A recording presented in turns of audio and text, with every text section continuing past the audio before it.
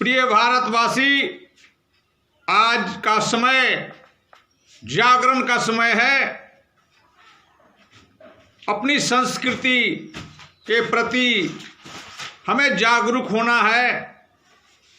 ये कोरोना जो आया है हमें जगाने आया है, इसलिए हम सभी सोए हुए हैं। हमारी संस्कृति क्या है उसके प्रति हमें आश्वस्त होना है। सत्यम सर्वोपरि, क्योंकि सत्य ही सबके ऊपर है। सत्यम सर्वोपरि सत्ये नास्ति भयं क्वचित्। सत्यम सर्वोपरि सत्यम सनातनम। सत्यम एव जयते नानृतम। सत्य की ही जीत होती है, इसलिए नकली भेष छोड़ करके हमें असली रूप धारण करना पड़ेगा।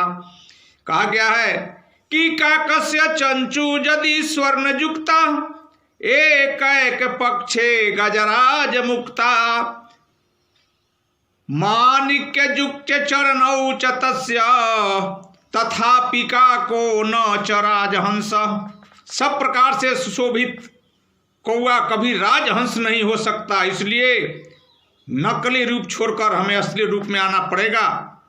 इस समय बता रहा है, समय की पुकार है कि जिसे नहीं निज देश धर्म और अरे जाति का अभिमान है, वह नर नहीं नीरा पशु है और मृतक समान है। मैत्री शरण गुप्त ने हमें संकेत दिया है।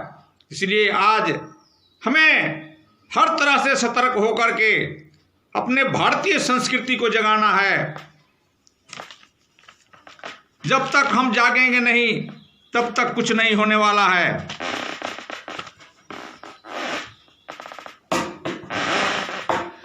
कि साच बोला भाई हो, अरे साच बोला अरे भाई हो, अरे साच बोला भाई हो, साच बोला भाई। जब तक हम सत्य नहीं बोलेंगे ये हमारा हृदय पवित्र नहीं हो सकता। ये हमारी सनातन संस्कृति है कि साच बोल भाई। अरे कहिया काशी में नहाइबो, सच बोल भाई कहिया काशी में नहाइबो। झूठ बोलला से, झूठ बोलला से भारतवासी न कहइबो। झूठ बोलला से भारतवासी न कहइबो। सच बोल भाई, सच बोल भाई। अरे सच बोल भाई हो, सच बोल भाई हो, सच बोल भाई हो, सच बोल भाई।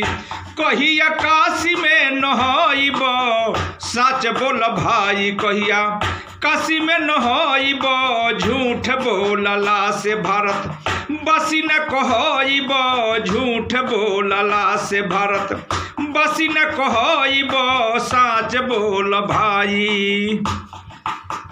कुकुर सियार के बाघ सिंह कहेलो, कुकुर सियार के बाघ सिंह कहेलो। अब बगुला के हंस मोर के कौआ बुझेलो। बगुला के हंस मोर के कौआ बुझेलो। अरे केतनो पख सजाई बकौआ, अरे केतनो पख सजाई बकौआ। अरे मोर न कहइबो रूप रंग से बगुला। हंस न कहइबो रूप रंग से बगुला। हंस न कहइबो। साच बोल भाई हो, सच बोल भाई हो। कहिया काशी में नहाइबो। साच बोल भाई हो, कहिया काशी में नहाइबो। झूठ बोलला से भारत बसी न कहइबो। झूठ बोलला से भारत बसी न कहइबो। झूठ बोलला से बात मन समझावो। अरे अपना तू बोस के है, बोस लोग आइल बा कुछ लोग। बात मन समझावो। अरे अपना तू बोस के घोंगा सितु हडारावता घरियाल सोस के बात मन समझाव अपना तू बोस के घोंगा सितु हडारावता घरियाल सोस के आरे भेद जहिया खूली तहिया आरे भेद जहिया खूली सबनी खामोश हो जाइब आरे कछुआ से लड़ब आहे कछुआ से लड़ब तो खरगोश हो जाइब कछुआ से लड़ब तो खरगोश हो जाइब। इतिहास बा स्लो एंड स्टडी विंस द रेस। ये हमारे कछुए की कहानी और खरे की कहानी पूर्व से है। हम सभी स्थिर हैं इसलिए इसका ये मतलब नहीं। आरे भेद खूली तहिया सबनी खामोश हो जाइब कछुआ से लड़ब तो खम अरे कछुआ से लड़ब तो खरगोश हो जाइब। साच बोल भाई हो सच बोल भाई हो कहिया काशी में नहइब साच बोल भाई कहिया काशी में नहइब झूठ बोलला से आहो झूठ बोलला से भारतवासी न कहइब झूठ बोलला से भारतवासी न कहइब झूठ बोलला से। एक तरफ कोरोना मचौले बा तबाही एक तरफ कोरोना मचौले बा तबाही आ दूसरे में आरे दूसरे में जारी बात तुहार तानाशाही।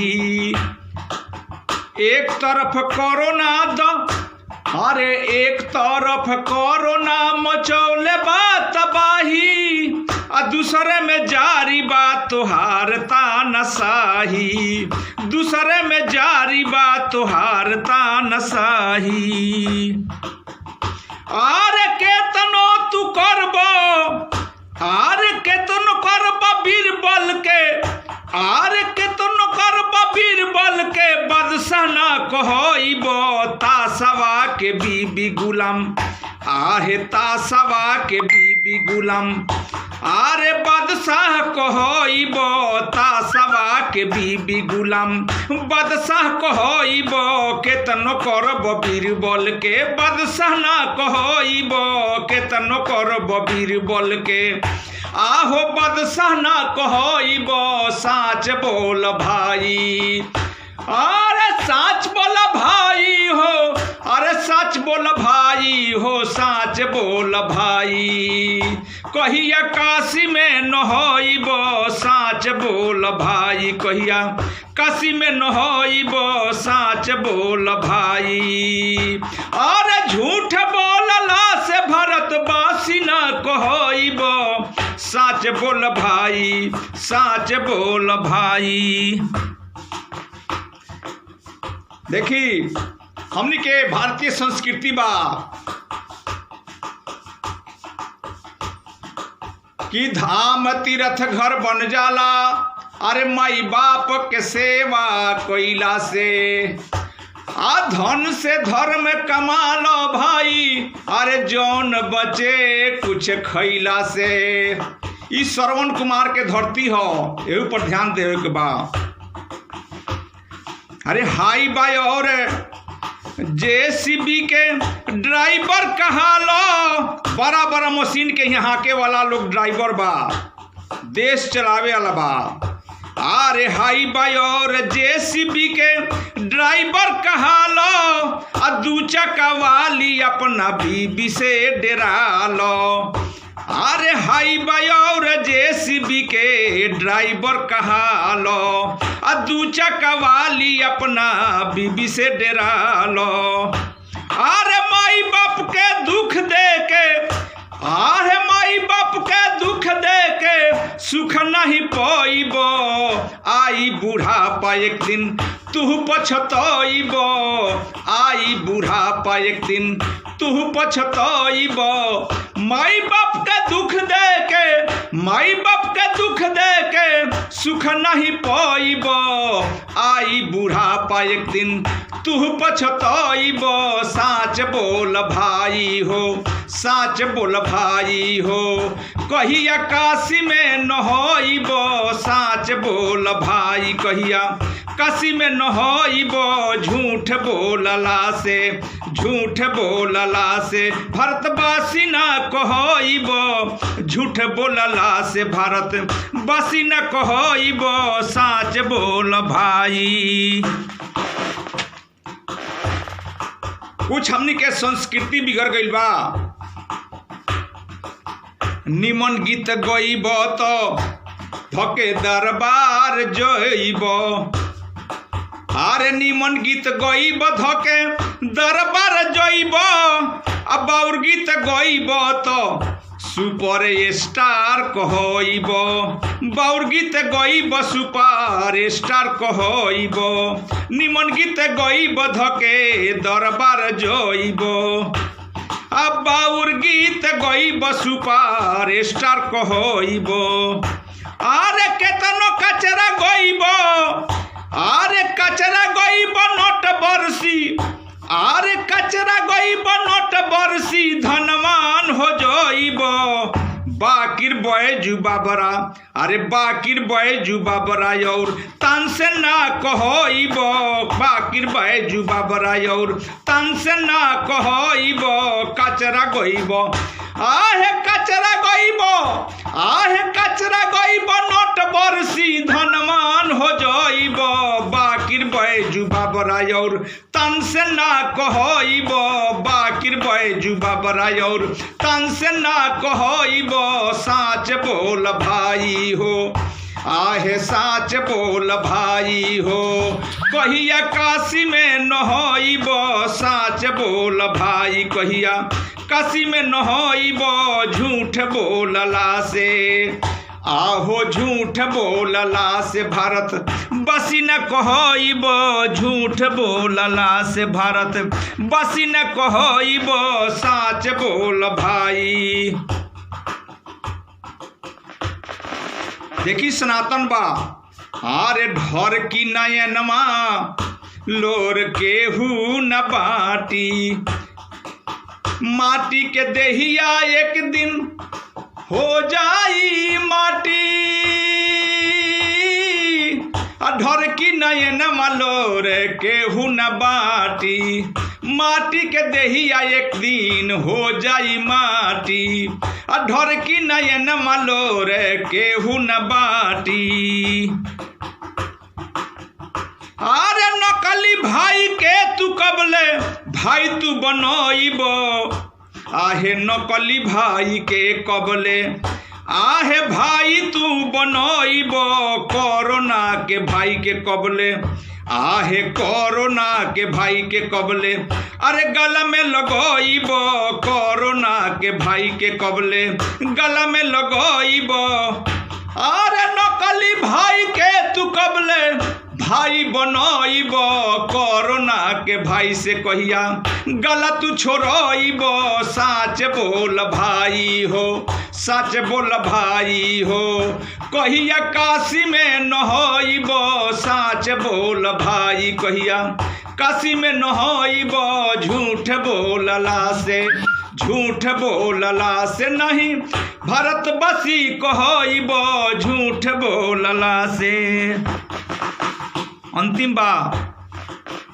कहल नागेंद्र साच अरे जीतल बा जीती। कहल नागेंद्र साच जीतल बा जीती। असंगमा में जाई ना छदाम कौरी चीती। कहले नगेंद्र साचे जीतल बजीती।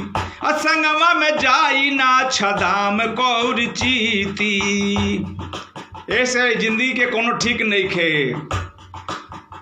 आरे धौली करो ना तो, आहे धौली करो ना तो सिमसिमा हो जाइबो। बड़ा टॉयट बतियावत रहो। आहे धौली करो ना तो सिमसिमा हो जाइब लॉकडाउन मनब तो अरे लॉकडाउन मानो ना तो तबाह हो जाइब लॉकडाउन मानो ना तो तबाह हो जाइब धोली कोरोना तो आहे धोली कोरोना तो सिमसिमा हो जाइब लॉकडाउन मानो ना तो तबाह हो जाइब लॉकडाउन मानो ना तो तबाह हो जाइब सच बोल भाई हो सच बोल भाई हो सच बोल भाई हो सच बोल भाई हो कहिया काशी में न होइब झूठ बोलला से भारत बसी न कहइब झूठ बोलला से भारत बसी न कहइब सच बोल भाई।